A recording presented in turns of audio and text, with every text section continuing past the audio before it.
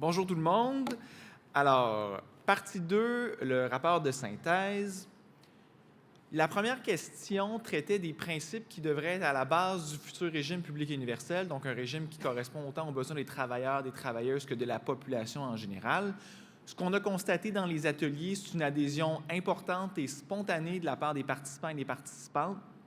Il n'y a pas eu de discussion en profondeur en tant que telle sur les principes que vous trouvez dans le guide de discussion et dans le document d'appui, qui sont grosso modo calqués sur la loi canadienne sur la santé avec d'autres principes additionnels.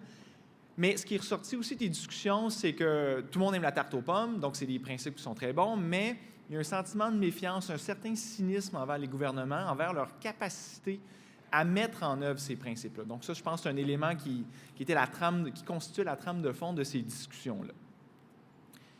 La question de la gratuité des médicaments également, c'était une proposition qui était assez consensuelle et qui est en ligne avec les positions traditionnelles de la FTQ. Donc, on est tous d'accord que les médicaments devaient être gratuits. Il y avait quelques voix discordantes, quelques participants et participantes qui estimaient que la gratuité pourrait créer des excès. Donc, il y avait certaines incertitudes par rapport à cet élément-là. Donc, on est toujours dans la question, là, on est dans la question 3B. Sur la question du financement, comment le futur régime public et universel d'assurance médicaments devrait être financé? Il y a un consensus là également qu'on est tous d'accord à un financement plus équitable et que le financement actuel, groupe, par des primes, n'est pas acceptable, n'est pas viable. Quant à la contribution des employeurs, on estime que s'il y a des économies qui sont générées, ça ne doit pas être seulement les employeurs qui en profitent. Donc, on ne veut pas que les employeurs s'enrichissent sur le dos des travailleurs et des travailleuses. On veut que les économies soient récupérées, notamment pour bonifier les conditions de travail, bonifier les couvertures. Donc là, il y a un élément d'inquiétude important. Sur le financement aussi, il y a des questionnements. Dans le guide de discussion, on propose que les employeurs contribuent. Et une des propositions associées à ça, c'est de dire, bien, les employeurs contribuent déjà au Fonds des services de santé, qui est donc un pourcentage sur la masse salariale.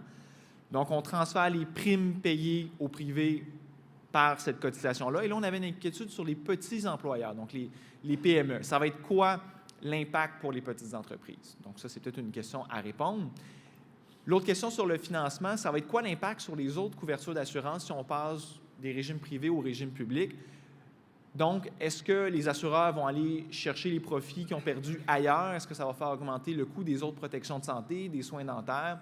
C'était un élément de questionnement important sur la question du financement.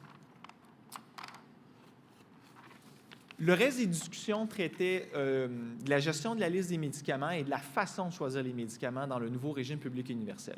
Sur la question de la constitution d'un organisme qui soit indépendant et autonome, qui est responsable de la gestion de la liste des médicaments, qui est responsable de négocier avec les pharmaceutiques, c'est une proposition qui est soutenue par la très grande majorité des participants et des participantes dans les ateliers. On avait certaines interrogations sur sa composition, sur son fonctionnement. Donc, qui va être nommé, comment va se faire le travail. Tout ça dans la perspective d'obtenir un organisme qui est vraiment indépendant et qui est vraiment autonome. Sur la gestion de la liste des médicaments qui vont être couverts, on a plusieurs inquiétudes. On veut s'assurer que tous et toutes aient accès aux médicaments dont ils ont besoin, puis on ne veut pas stigmatiser les personnes vulnérables. Et ça suscite d'autres interrogations pour surtout éviter l'arbitraire. On ne veut pas d'arbitraire, donc on se pose la question, ça va être quoi les critères?